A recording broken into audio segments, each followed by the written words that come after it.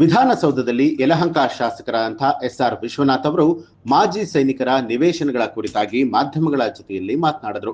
ಯಲಹಂಕ ಕ್ಷೇತ್ರದ ಘಟ್ಟಗಾನಹಳ್ಳಿಯಲ್ಲಿ ಸೈನಿಕರನ್ನ ಗುರುತು ಮಾಡಿ 2015ರಲ್ಲೇ ಸರ್ಕಾರ ಜಾಗವನ್ನ ಮಂಜೂರು ಮಾಡಿದೆ. ಈ ಬಗ್ಗೆ ನಾನು 10ಕ್ಕೂ ಹೆಚ್ಚು ಬಾರಿ ಈಗಾಗಲೇ ಸಭೆಯನ್ನ ಮಾಡಿದ್ದೇನೆ. ಆದರೆ ಈವರೆಗೂ ಕೂಡ ಕಂದಾಯ ಇಲಾಖೆ ಜಾಗವನ್ನ ಗುರುತಿಸಿ ಜಾಗವನ್ನ ಹಸ್ತಾಂತರ ಮಾಡಿಲ್ಲ. ಬೇರೆ ಖಾಸಗಿಯವರಿಗಾದ್ರೆ ಮನೆ ಬಾಗಿಲು ತಟ್ಟಿ ಹಸ್ತಾಂತರವನ್ನ ಮಾಡ್ತಾರೆ. ಕಂದಾಯ ಅಧಿಕಾರಿಗಳು, ತಹಸೀಲ್ದಾರ್ ನಿವೃತ್ತ ಸೈನಿಕರನ್ನ ನೋವಿನಲ್ಲಿರಿಸಿದ್ದಾರೆ. ಈ ಸರ್ಕಾರದಲ್ಲಿ ಕಂದಾಯ ಇಲಾಖೆ ಅಧಿಕಾರಿಗಳು ಕಂದಾಯ ಸಚಿವರ ಮಾತನ್ನು ಕೂಡ ಕೇಳೋದಿಲ್ಲ.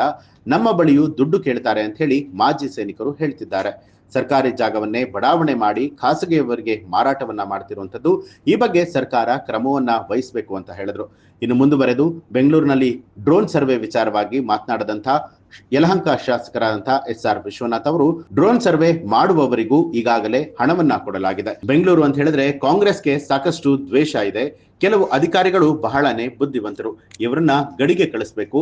ಇಂತಹ ಸರ್ಕಾರವನ್ನ ಆದಷ್ಟು ಬೇಗ ಕಳಿಸ್ಬೇಕು ಅಂತ ಹೇಳಿ ಜನ ಈಗಾಗಲೇ ತೀರ್ಮಾನವನ್ನ ಮಾಡಿದ್ದಾರೆ ಅಂತ ಹೇಳಿ ಯಲಹಂಕ ಶಾಸಕರಾದಂತಹ ಎಸ್ಆರ್ ವಿಶ್ವನಾಥ್ ಅವರು ಖಾರವಾಗಿ ಪ್ರತಿಕ್ರಿಯೆ ಕೊಟ್ಟಿದ್ದಾರೆ.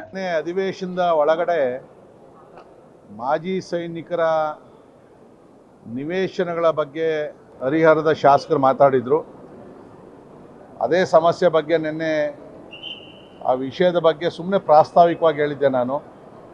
ನನ್ನ ಯಲಹಂಕ ವಿಧಾನಸಭಾ ಕ್ಷೇತ್ರದ ಏರ್ಫೋರ್ಸ್ ಸ್ಟೇಷನ್ ಪಕ್ಕ ಇರ್ತಕ್ಕಂಥ ಘಟ್ಟಗಾನಹಳ್ಳಿಯಲ್ಲಿ ನಿವೃತ್ತ ಸೈನಿಕರಿಗೆ ಸೈನಿಕ ಕಲ್ಯಾಣ ಮಂಡಳಿಯ ವತಿಯಿಂದನೇ ಸೈನಿಕರನ್ನು ಗುರುತಿಸಿ ಫಲಾನುಭವಿಗಳನ್ನು ಆಯ್ಕೆ ಮಾಡಿ 2009ರಲ್ಲೇ 15 ಎಕರೆ ಜಾಗವನ್ನು ಸರ್ಕಾರ ಮಂಜೂರು ಮಾಡಿತ್ತು.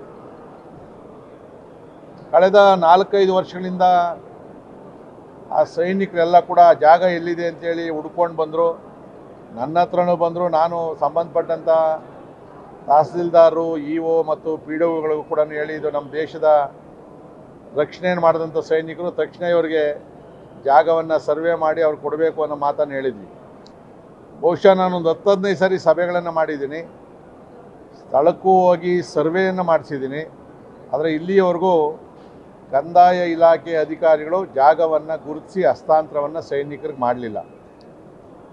ಸೈನಿಕರ ಹಸ್ತಾಂತರವನ್ನು ಮಾಡಲಿಲ್ಲ ಅಂತೇಳಿ ತಾಲೂಕು ಕಾರ್ಯನಿರ್ವಹಣಾಧಿಕಾರಿಗಳು ಮತ್ತು ಗ್ರಾಮ ಪಂಚಾಯತಿ PDOಗಳು ಕೂಡ ಅವರಿಗೆ ಹಕ್ಕುಪತ್ರವನ್ನು ವಿತರಣೆ ಮಾಡೋಕ್ಕಾಗಲಿಲ್ಲ.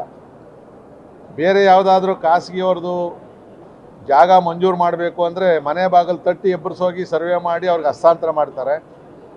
ಆದರೆ ಇವತ್ತು ದೇಶದ ಸೈನಿಕರು ಕೇವಲ ಒಂದು 30-40 ನಿವೇಶನವನ್ನು ಸರ್ಕಾರ ಕೊಟ್ಟಿದ್ದರೂ ಕೂಡ ಅಧಿಕಾರಿಗಳು ಗಣನೆಗೆ ತಗೊಳ್ಳದೆ, ನನಗೆ ಗೊತ್ತಿರೋ ಒಂದು 50 ಸರಿ ಅವ್ರ ಆಫೀಸಿಗೆ ಸುತ್ತಿರ್ಬೋದು, ತಾಲೂಕು ಆಫೀಸ್ಗೆ. ಆದರೆ ಈಗಿನ ತಹಸೀಲ್ದಾರ್ ಇರ್ಬೋದು, ಕಂದಾಯ ಅಧಿಕಾರಿಗಳು ಕಿವಿಗೊಡದೆ ಅವರನ್ನು ಅತ್ಯಂತ ನೋವಿನ ಪರಿಸ್ಥಿತಿಯಲ್ಲಿ ಇಟ್ಕೊಂಡಿದ್ದಾರೆ. ನಿನ್ನೆ ಕೂಡ ತಾಲೂಕು ಆಫೀಸ್ ಮುಂದೆ ಅವರ ಎಲ್ಲ ಪದಕಗಳನ್ನು ಧರಿಸಿ, ಸಮವಸ್ತ್ರವನ್ನು ಧರಿಸಿ ಧರಣ ಮಾಡಿದ್ರೂ ಕೂಡ ಇಲ್ಲಿವರೆಗೂ ಏನೂ ಕ್ರಮ ತಗೊಂಡಿಲ್ಲ. ಈಗ 15 ಎಕರೆಯಲ್ಲಿ 6 ಎಕರೆ ಒತ್ತುವರಿ ಆಗಿದೆ. ನಾನು ಅಧಿಕಾರಿಗಳು ಹೇಳಿದೆ, ಆಯಿತು 9 ಎಕರೆ ಆದರೂ ಗುರುತಿಸ್ಕೊಡ್ರಿ, ಅವ್ರಿಗೆ ಹಕ್ಕುಪತ್ರ ಕೊಡೋಣ ಅಂತ ಹೇಳಿದ್ರೆ ಇಲ್ಲಿಯವ್ರಿಗೆ ಹೇಳಿಲ್ಲ. ಈ ಸರ್ಕಾರದಲ್ಲಿ ಈ ಕಂದಾಯ ಇಲಾಖೆ ಅಧಿಕಾರಿಗಳು ಯಾರ ಮಾತು ಕೇಳಲ್ಲ, ಕಂದಾಯ ಸಚಿವರ ಮಾತು ಕೂಡ ಕೇಳಲ್ಲ. ಅಂಥವಂಥ ಘೋರವಾದಂಥ ಪರಿಸ್ಥಿತಿ. ಮತ್ತು ದುಡ್ಡಿಲ್ಲದೆ ಏನು ಕೆಲಸನೂ ಮಾಡಲ್ಲ. ಆ ಮಾಜಿ ಸೈನಿಕರು ಹೇಳಿದ್ದು, ಸರ್ ನಮ್ಮ ಹತ್ರನೂ ದುಡ್ಡು ಕೇಳ್ತಾರೆ ಪೊಸಿಷನ್ ಕೊಡಬೇಕು ಅಂತೇಳಿ. ಇಂಥ ಒಂದು ನಿಕೃಷ್ಟವಾದಂಥ ಪರಿಸ್ಥಿತಿ ಇರೋದ್ರಿಂದ ನಾನು ನಿನ್ನೆ ಅವ್ರಿಗೆ ಹೇಳಿದೆ, ನೀವು ಮಾಧ್ಯಮಗಳ ಮುಖಾಂತರ ಹೋಗಿ ಯಾರು ತಪ್ಪು ಮಾಡಿದರೆ ಅವ್ರಿಗೆ ನಿವೇದನೆ ಮಾಡಿರಿ ಅಂತಕ್ಕಂಥ ಮಾತನ್ನು ಹೇಳಿದೆ. ಪಾಪ ಅವ್ರಿಗೆ ಅದು ಗೊತ್ತಾಗಲಿಲ್ಲ. ಸೊ ಅದಕ್ಕೋಸ್ಕರ ನಾನು ಮಾಧ್ಯಮಗಳ ಮುಖಾಂತರ ಸರ್ಕಾರಕ್ಕೂ ಕೂಡ ಒತ್ತಾಯ ಮಾಡ್ತಾ ಇರ್ತಕ್ಕಂಥದ್ದು, ಆ ಮಾಜಿ ಸೈನಿಕರ ಜಾಗ ಐತೆ, ಆ ಸರ್ಕಾರಿ ಜಾಗವನ್ನು ಕೂಡ ಕೆಲವು ಖಾಸಗಿ ಬಡಾವಣೆ ಮಾಡಿ ಸರ್ಕಾರಿ ಜಾಗನೇ ಮಾರಾಕವ್ರೆ. ಅದನ್ನು ತೆರವು ಮಾಡಿರಿ ಅಂದರೂ ಕೂಡ ತೆರವು ಮಾಡ್ತಾ ಇಲ್ಲ. ಸೊ ಅದಕ್ಕೋಸ್ಕರ ನಾನು ಆ ಸೈನಿಕರ ಪರವಾಗಿ ನಾನು ಈಗಾಗಲೇ ಹೋರಾಟವನ್ನು ಕೂಡ ಮಾಡಿದ್ದೀನಿ. ಸ್ಥಳ ಪರಿಶೀಲನೆಗೂ ಹೋಗಿದ್ದೀನಿ, ಒಂದು 20 ಮೀಟಿಂಗ್ ಮಾಡಿದ್ದೀನಿ. ಆದರೂ ಅಧಿಕಾರಿಗಳು ಸ್ಪಂದಿಸ್ತಾ ಇಲ್ಲ.